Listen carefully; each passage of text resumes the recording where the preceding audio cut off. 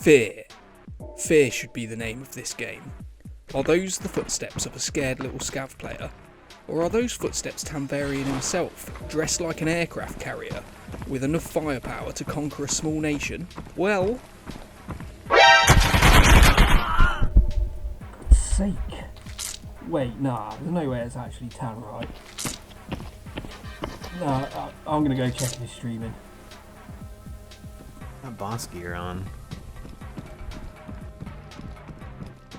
Keep running back this way.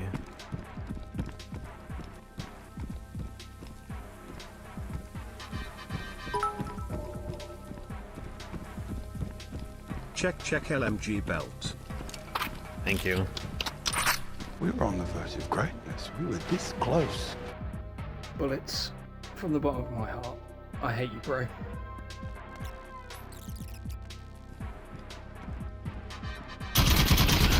Dead.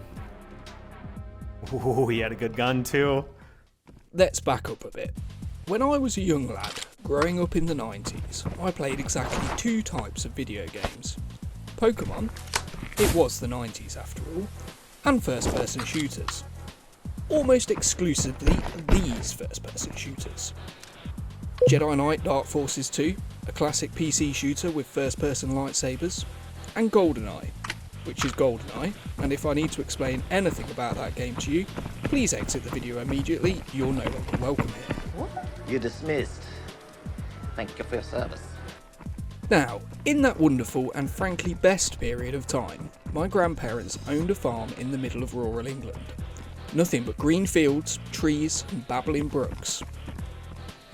Why do brooks always babble? And I spent many magnificent weekends and too few fruitful summers on that farm doing mainly two things.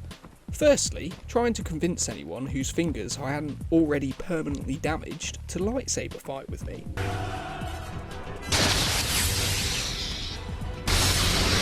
And secondly, I played guns, which basically meant I ran around with an ever-increasing arsenal of all kinds of toy guns, pretending to be everything from a World War II soldier to James Bond to a battle droid, jumping in and out of barns and stables, crawling around chicken coops and creeping along tree lines.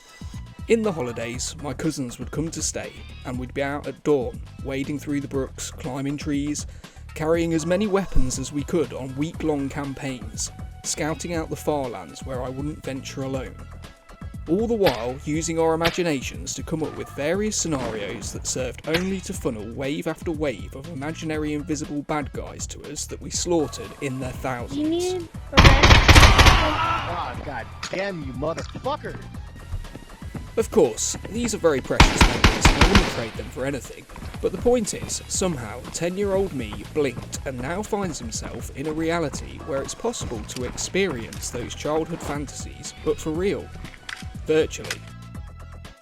Who wrote this? Now, telling that story was the only way I could properly convey to you the emotions I felt the first time I played Exfil Zone in Contractors Showdown.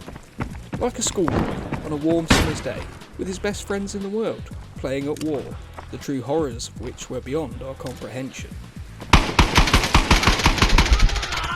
In my last video, covering Into the Radius on the PSVR 2, that was posted several months ago, I said this, and I for one cannot wait to see what VR's wild partying teenage years bring us. As it turns out, this game is those wild teenage years right here. Online VR shooters have always been a little strange to me. On the one hand, it's pretty universally fun to handle guns and shoot people in VR. On the other hand, I find most of them lack meaningful progression. I need a reason to keep jumping into match after match, something to work towards in the long term. Back in the golden days of Call of Duty, that used to be prestige mode. Unfortunately, that series has long become an unfunny parody of itself. The long-term progression in Contractors Showdown Exfilzone comes in several forms. You have a player level to work on, you have various tasks to do for a whole bunch of different factions that can be worked on at your own pace, and then there's the main part, the hideout. You live here, and all the items you manage to escape with can be stored here, displayed or sold. You have an absolute ton of things to work on unlocking and improving in your hideout. And that, coupled with the tasks, means you're always heading into a raid with a destination in mind or a specific item to search for. And that framework that exists around the whole people like to shoot guns at each other really elevates the player versus player interactions. In most online shooters, you see another player, you try and kill the other player. But here, in this game, you'll want to think very carefully before engaging in combat with other players. You could get the jump on them and be rewarded handsomely with all their gear, or you could die and lose everything.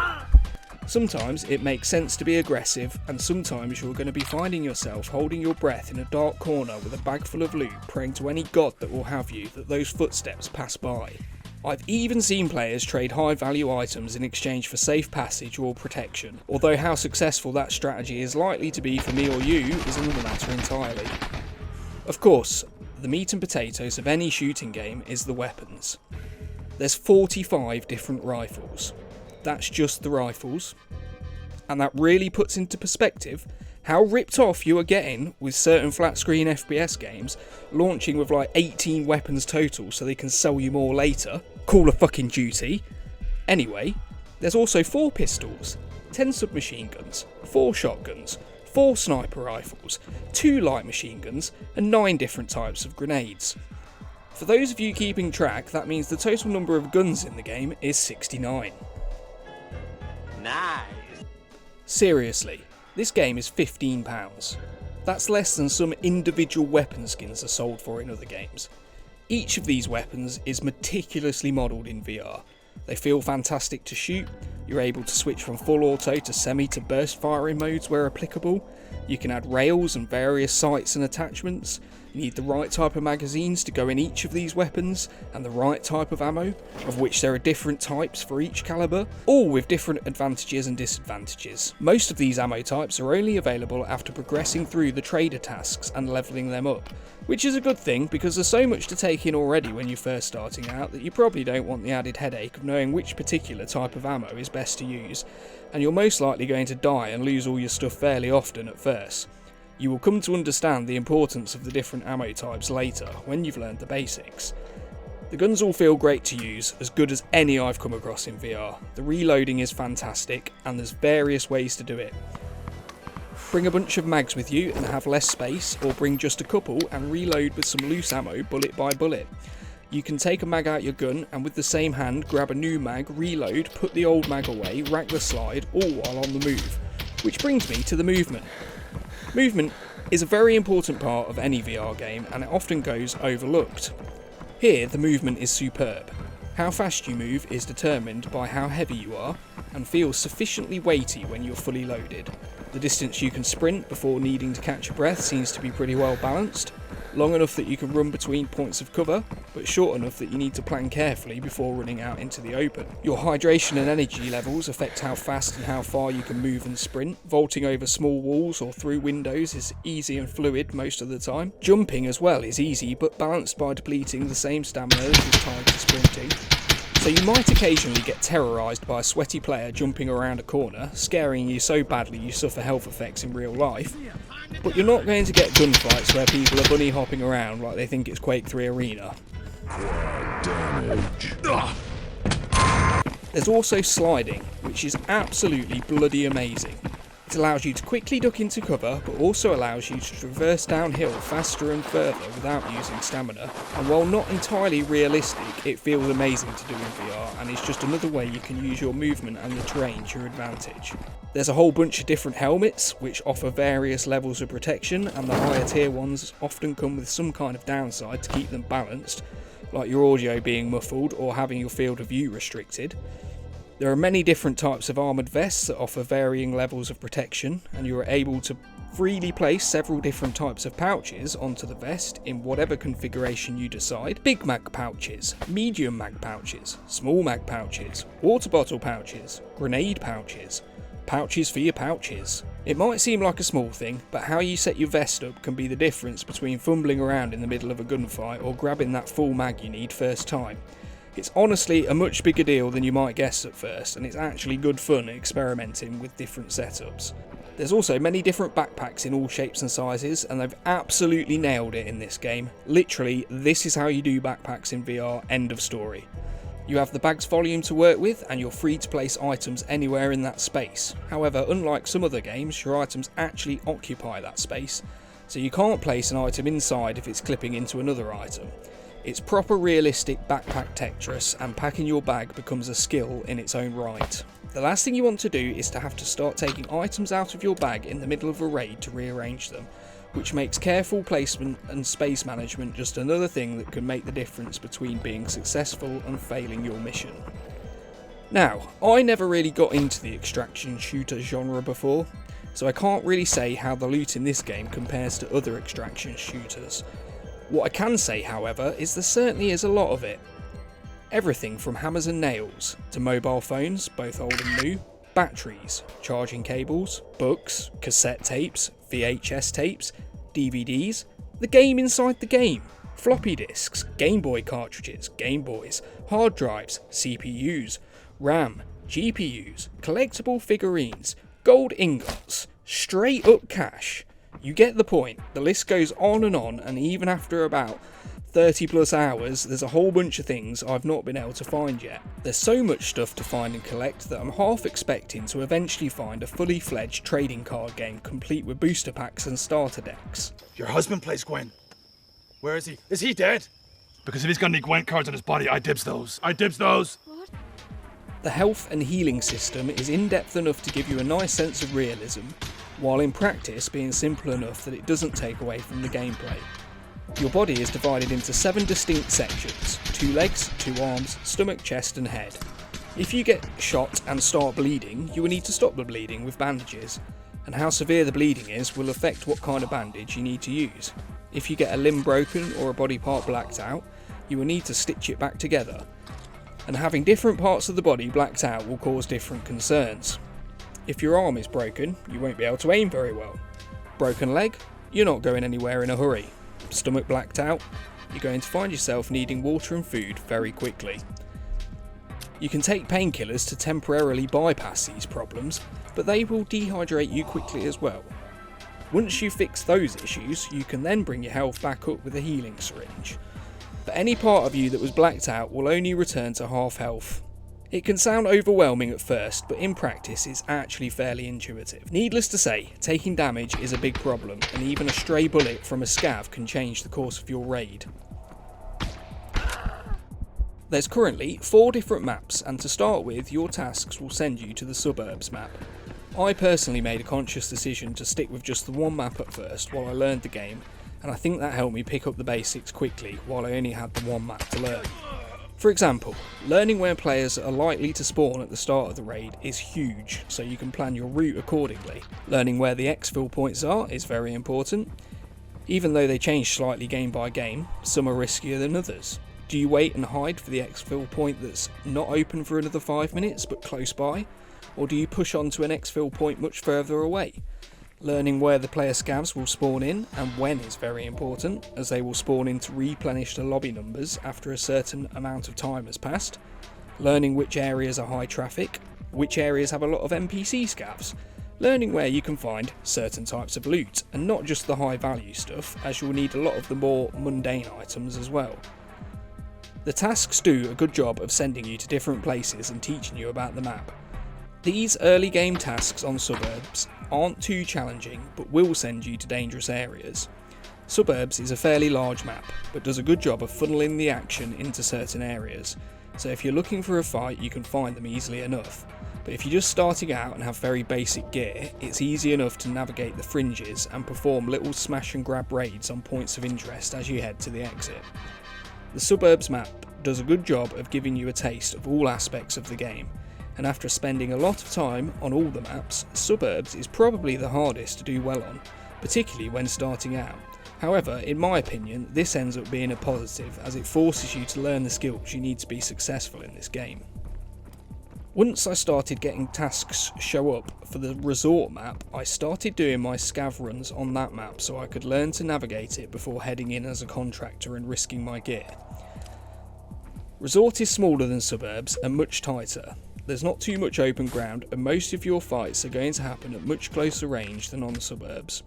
The focus here is on mid-range building-to-building fights and CQB in tight corridors with plenty of room clearing, with the occasional long sightline to be wary of. I was surprised to find that scavenger runs on resorts seem to be much easier than on suburbs, because by the time you spawn in to the raid as a scav, most of the contractors have either died or escaped. The main danger seems to be other player scavs, who seem to be very happy to gun you down in cold blood, even though that means all the AI scavs will now attack them. So if you see another player scav on a scav run, experience has taught me to get far, far away, and if they try to follow you, shoot them before they shoot you. The one and only time I tried to team up with a fellow scav, I had my backpack stolen and was promptly shot in the face point blank. Trust no one. Resort as a contractor, however, is a different experience. The second I spawned in on my first resort contractor raid, gunfire, immediate and close. The raids here start at a furious pace. You'll quite often end up having to engage in combat in the first 30 to 60 seconds depending on where you spawn. Because of the compactness and interconnectivity of this map, it's pretty easy to get wherever you need to go, and once you've learned the spawn points, it's easy to predict where players are going to be moving right off the bat. You'll normally find several players rushing to the bank and kitted groups heading off to clear out the key rooms. There's a few spawn points where you can make some nice money from either cash or high volume items almost immediately, and if you're only rocking cheap basic gear, you can be in profit in a matter of seconds. Which is nice because it means you do get a good mix of players wearing the full spectrum of gear, not just the fully kitted Giga Chats. Resort seems to be the most popular of the three normal maps at the minute. Quick close action, loads of high quality loot and an open bank vault where you'll normally find several completely ungeared players rushing as soon as the game starts in an effort to shove as much cash up their ass as possible. The third map is Dam. You will only start to get tasks for Dam once you've already done a lot of tasks on Suburbs and Resort, by which time you will have learned the basics, and as such Dam seems to be the domain of high level, heavily kitted, very experienced players who are actively looking for a fight. This is the map where battle rifles with large calibers and high powered scopes dominate. Large open areas with limited options for cover and massive sightlines with much more elevation than the other maps, forcing you to constantly be on edge, every movement a calculated risk. This map quickly became my go-to for scav runs and ended up probably being my favourite map overall. Largely due to the fact that if you're smart and use the terrain to your advantage, you can have great success disengaging from firefights and utilising the method that's been burned into my head from watching too many SAS documentaries, escape and evade. It works phenomenally well. We all want to be that guy that wipes the lobby, but the truth is, as a solo player, being able to get in a firefight with a 3-stack and successfully disengage and escape feels just as much of a rush as if you manage to kill them. The map feels vast in scale, particularly when you're at the bottom of the dam looking up, but in reality it's not that big, certainly smaller than Suburbs, and it ends up filling that medium-large map slot very nicely. The fourth map in the game is Metro, and Metro is different from the other maps in a couple of ways. Firstly, you can only enter with a special pass card which costs 200,000, and secondly, there is only 6 players total. You can't do scav runs on this map, however you can go into the Metro in training mode, which I did before spending 200,000 to enter, so I could at least have an idea of the layout heading in. But then I logged in one day to find there was a free Metro event allowing anyone to play the map without the 200,000 buy-in. And even though my time probably would have been better spent working on the tasks I currently needed to do, the opportunity to learn the Metro map without having to spend a fortune was too good to pass up on. My first run ended after about 5 minutes, and I would have been pretty upset if I had just spent 200,000 for those 5 minutes. But alas, I went and got some more gear and headed straight back in. Deciding to be clever, I sat pretty much where I spawned for 10 minutes and let everyone else fight it out, only to then get absolutely destroyed by a scav the second I did actually move. The third game, a bug somehow caused by activating the quest's recording feature, caused my weapon to disappear into the ether, never to be seen again. So armed with a single grenade, I eventually found a pistol which let me survive long enough to shove a couple of cassette tapes and a video game in my prison wallet. Eventually I died to a scav, but at least I got something out of it. But those 3 runs made me realise that in normal circumstances I'd be down about 500,000, and honestly I'm not looking forward to having to do the tasks on that map. It's small tight corridors with dead ends, the scavs are all wall hacking aimbotters on methamphetamines. The lack of footstep occlusion really fucking sucks in this map and led to many moments where I could hear footsteps ahead of me and behind me, and it's almost impossible to work out if those footsteps are about to round the corner on you or on a totally different elevation level. Not a single moment of fun was had on this map, and I know it's supposed to be the hard map and the game does list its difficulty as insane, so it's probably just a skill issue. All in all, the 4 maps available currently give you a wide range of available playstyles in differently paced games. I like how unique each one feels to play, and the setting of each is diverse and interesting enough. I do hope we get some more maps in the future, and I'm sure we will. The graphics in this game will vary depending what platform you're playing on. Obviously, if you're playing on the Quest standalone version, the graphics are going to be pretty basic. They're not bad per se, and the game runs fairly smoothly as a result. I'm playing on the PC VR version on mid to high settings, and the graphics are a lot better, particularly when you're looking at things close at hand. Everything is clear and well detailed at close range. In-game, when you're running about and looking at distant, wide open places, the textures will look very basic, but that's a small price to pay for the consistent performance you get in return, and if anything it helps spotting enemies at distance. It can be hard to tell from flat screen video how VR games are going to look in your headset, and it does vary a lot depending on your exact setup. For me, the graphics are absolutely fine. There's detail and intricacies where needed and very little where it's not. The sound design is fairly good. I have extremely sensitive hearing, so it's something I'm prone to be overcritical of. However, I'm pleased to say the sounds all work functionally, which might not sound like high praise, but it really is. Yes, the gun sounds could be punchier, the bullet cracks could echo a bit more in certain areas, but I can mostly work out where the direction of gunfire is coming from, and roughly how far away it is. Footsteps are loud and clear, and again the distance and direction actually correlates correctly with where players are, which is something that many games seem to struggle to get right. Having said that, there is a problem with the footsteps being too loud when someone is above or below you, particularly on Metro, which does make it confusing at times, so there is plenty of room for improvement. All the other little sounds like opening a bottle or a can, eating, drinking, injecting, bandaging, etc. are all distinctive and properly convey what action is being taken. As such, I think the sound design is actually fairly good. There's pretty much only the one issue with footsteps not being dampened between multiple levels of elevation, and honestly I'd rather have 2 loud footsteps than 2 quiet ones, except on Metro where the footstep audio problem really ruins the whole experience for me. Of course, I have to mention that this game has DLC. Now the absolute main thing I love about VR gaming at this moment in time is that largely the games have yet to be infected with the modern microtransaction cancer. More and more games come out and it's very obvious to me that they only exist to get you in the cash shop. It literally feels like AAA flat screen games make their cash shops first and then design a game around that cash shop and then make all the gameplay try to manipulate you into spending in that cash shop. I absolutely detest it and refuse to buy games that are like that, voting with my wallet. But the thing you have to understand is that VR games are different. Because VR is still fairly niche and the barrier to entry is very costly, VR games are one of the few markets that is still very competitive.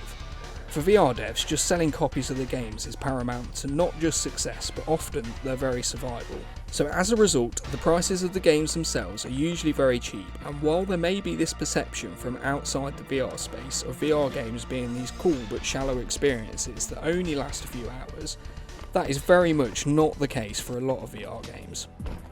Let me remind you, this game cost me just £15. In fact, it was less than that as I got 10% off for buying the OG Contractors and this game in a bundle.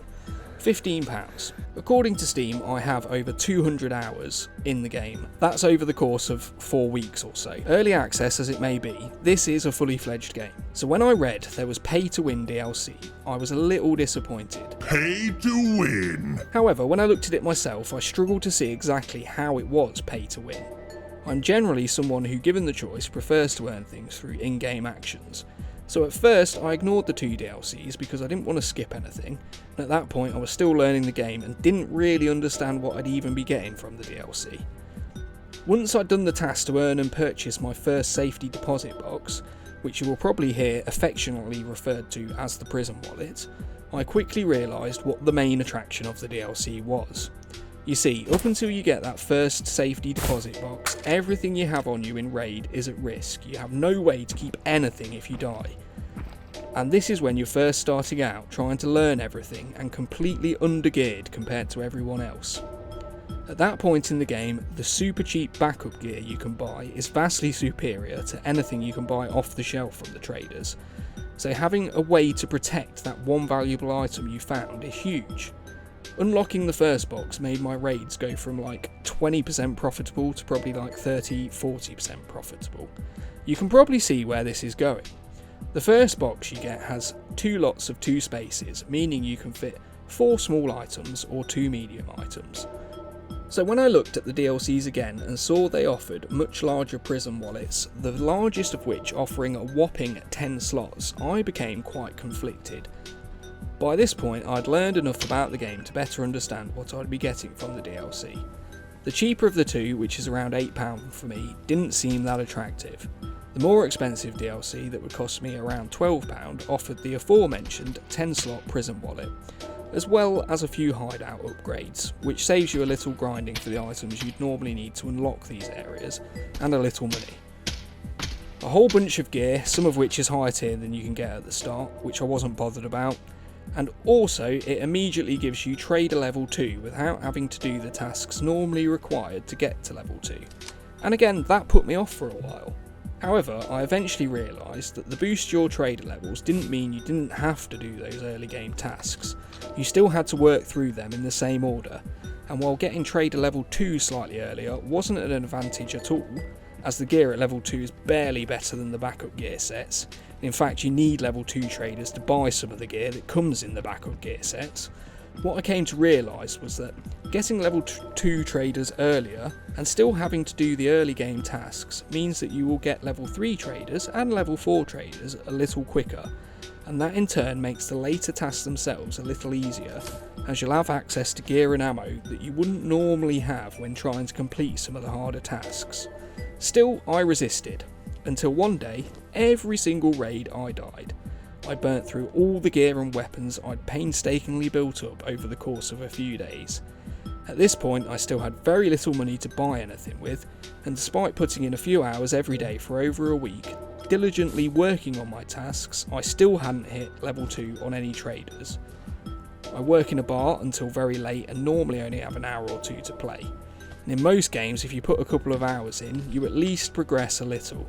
This is one of the few games where you can put hours in and end up actually progressing backwards and have less to show for your time than when you started.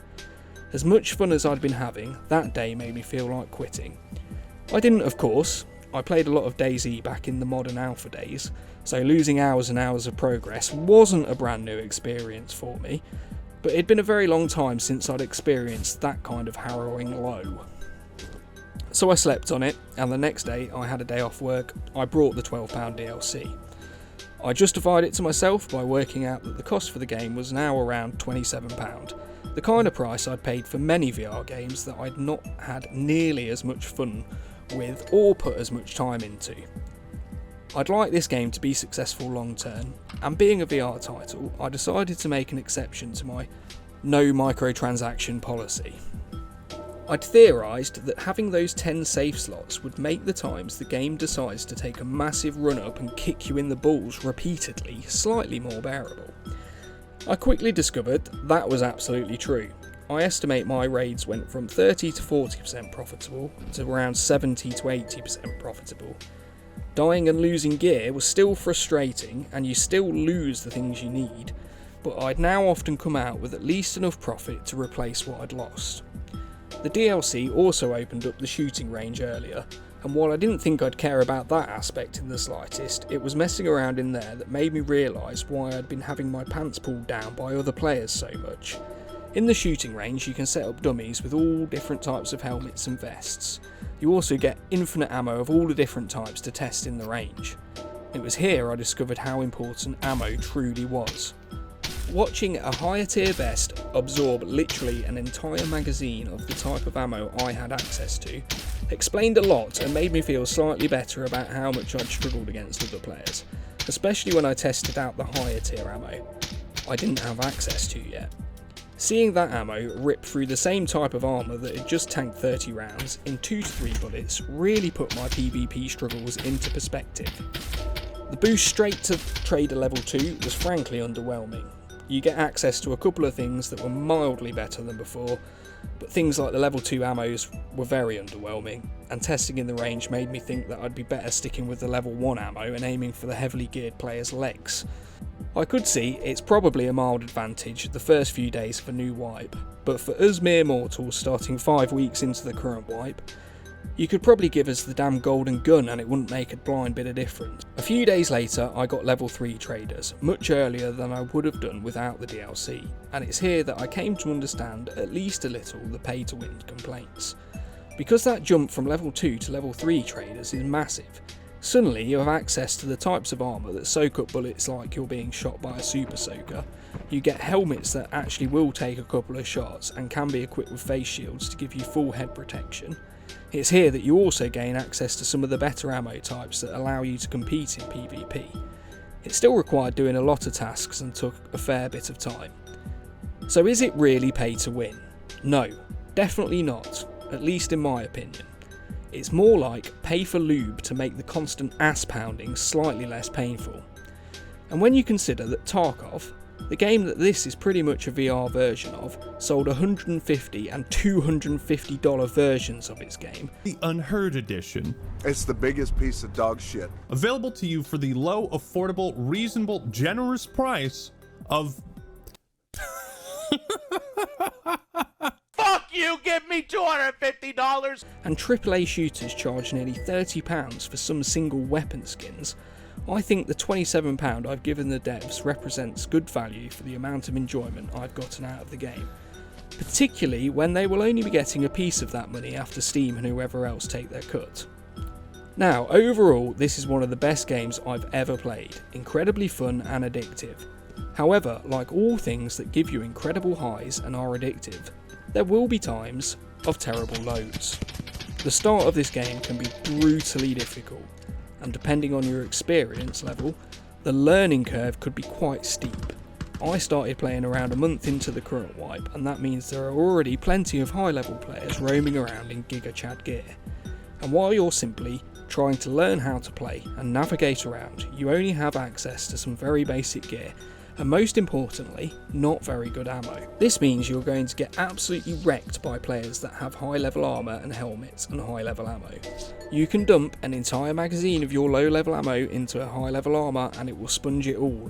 In contrast, that player's ammo is going to go through your armour like it was made entirely from mist, and you're going to die in 2 or 3 shots max. It's not uncommon to die to the AI scavs at first either. They will get lucky headshots on you, they will force you to eat through your ammo and healing supplies, and will push you when you're reloading or patching yourself up. There will be times where you end up dying and losing your gear multiple times in a row, and it's incredibly frustrating and can feel like you're going backwards. But as you play and get both more experienced and access to better gear, weapons, and most importantly ammo, you will start being more successful, and eventually you'll be the one running around in the Giga Chad setup with a massive advantage over most other players. And it's that dynamic which is most appealing, I think. You have to start out incredibly disadvantaged and suffer through the adversity until you become the adversity. As good as the game is, it is still in alpha, which means there's plenty of bugs. The main ones being losing your items through the floor and the game crashing. Either on Exfil, in which case it seems to be 50-50 whether you get your gear or not, or on loading into the raid, which isn't too much of a problem normally because you can reconnect after restarting the game, but that brings me to my biggest complaint. Why the hell does this game take so long to load on startup? Seriously, this thing is approaching Commodore 64 floppy disk levels of load time. I'm playing on the PCR version installed on an M2 SSD, so I don't think it's a hardware issue. Still, these are fairly minor problems, and as annoying as they can be, I'm sure these things will get better over time. The game does a good job of giving you enough gear to get back in the fight via the backup gear sets you can buy twice a day extremely cheaply, and scav raids. You'll find yourself using this gear most of the time at first. Selling the grease gun and using a different weapon is a great way to get set up when you don't have many options, and if you find yourself with absolutely nothing, you can do a scav run and normally come out with some kind of kit to take you into your next raid. And if all else fails, there's currently an entire meta where completely gearless players get filthy rich, so it's very unlikely you'll ever find yourself completely out of options to get back on your feet. The thing that interests me most after playing this for a couple of weeks is the human body's response. When you're pinned down and there's bullets flying at you, your body responds by dumping large amounts of adrenaline. That's a real response to what you are experiencing. Recently, I was listening to a former Delta Force operator talking about his time serving, and one of the things that stuck out to me was when he said you're only ever 50% as accurate when shooting under fire, and that's why they train their shooting constantly and with live ammo. So my question is, could games like this in virtual reality be used to train people to manage their body's response to such scenarios in the real world? I often think VR is being underutilised as a training tool, and you do become better at managing those adrenaline-fueled shaky moments, enough to reliably get shots on targets that are returning fire. It's just a thought I had, and I'd be interested to know what people think, so let me know in the comments. If somehow you made it to the end of this video, please leave a like and subscribe, otherwise the all-seeing algorithm will assume I've done something wrong and stop showing this video to anyone else. So thank you, kind stranger, for your time, and if you never hear my voice again, I've been your host, Tanvarian, and may your road lead to warm sands, friend.